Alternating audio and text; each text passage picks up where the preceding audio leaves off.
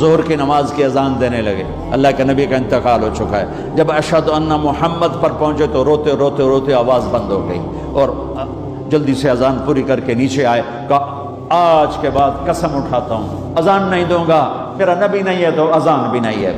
اور حضرت ابو بکر سے اجازت لے کر جب وہ خلیفہ بن گئے، جہاد پہ چلے گئے، 6 مہینے تک آئے نہیں۔ لاکھوں صحابہ جہاد میں گئے، کسی کو میرے نبی خواب میں نہیں آئے، صرف بلال کو آئے۔ بلال یہ کیا بے وفائی، ہم سے ملنا ہی چھوڑ دیا، ہمارے پاس آنا ہی چھوڑ دیا۔ آنکھ کھلی تو ان کو یوں لگا جیسے اللہ کے نبی زندہ بلا رہے ہیں، یا رسول اللہ میں آ گیا، یا رسول اللہ میں آ گیا، اور اسی وقت اونٹنی کو بھگایا۔ 21 دن کا سفر 7 دن میں کیا، 7 دن صرف نماز اور پیشاب کے لیے اترتے تھے اور بھگاتے بھگاتے بھگاتے 8ویں دن جب مدینے میں پہنچے تو آتے شور مچایا، یا رسول اللہ میں آ گیا، یا رسول اللہ میں آ گیا۔ ان کے ذہن سے نکل گیا کہ آپ تو دنیا سے جا چکے ہیں۔ جب مسجد کے قریب پہنچے تو پھر تڑپ اٹھے اور چیخنے لگے کہ آپ تو ہیں ہی نہیں۔ پھر گئے سیدھے قبر پہ جا کے یوں قبر کو لپٹ گئے، یا رسول اللہ میں تو آ گیا ہوں، آپ کہاں ہیں؟ یا رسول اللہ میں تو آ گیا ہوں، آپ کہاں ہیں؟ یا رسول اللہ میں تو آ گیا ہوں، آپ کہاں ہیں؟ بے قراری میں روئے جا رہے، میں تو آ گیا ہوں، آپ کہاں ہیں؟ میں تو آ گیا ہوں، آپ کہاں ہیں؟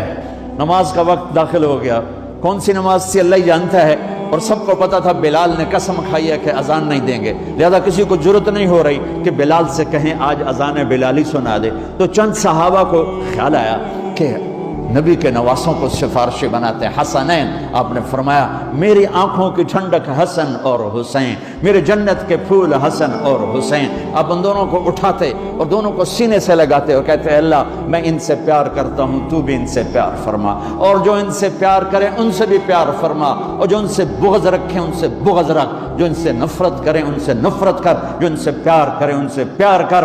صحابہ آئے بچوں کے پاس، حسن حسین، کہ بچوں آج کسی کی نہیں چلے گی، تم بلال سے کہو اذان دے۔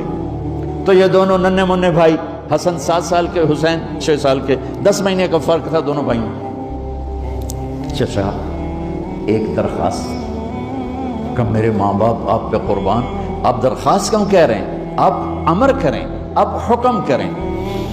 کہنے لگے جیسے آپ ہمارے نانا کے لیے اذان دیتے تھے آج ہمارے لیے دے دو۔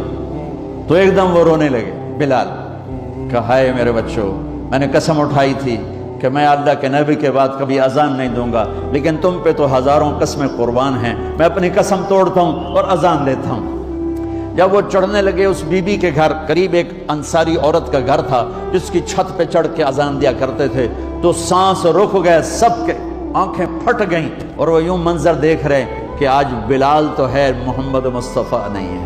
آج اذان بلالی تو ہوگی لیکن محمد مصطفیٰ کی جھلک نہ ہوگی۔ جب ان کانوں میں انگلیاں، جب انہوں نے اللہ اکبر کہا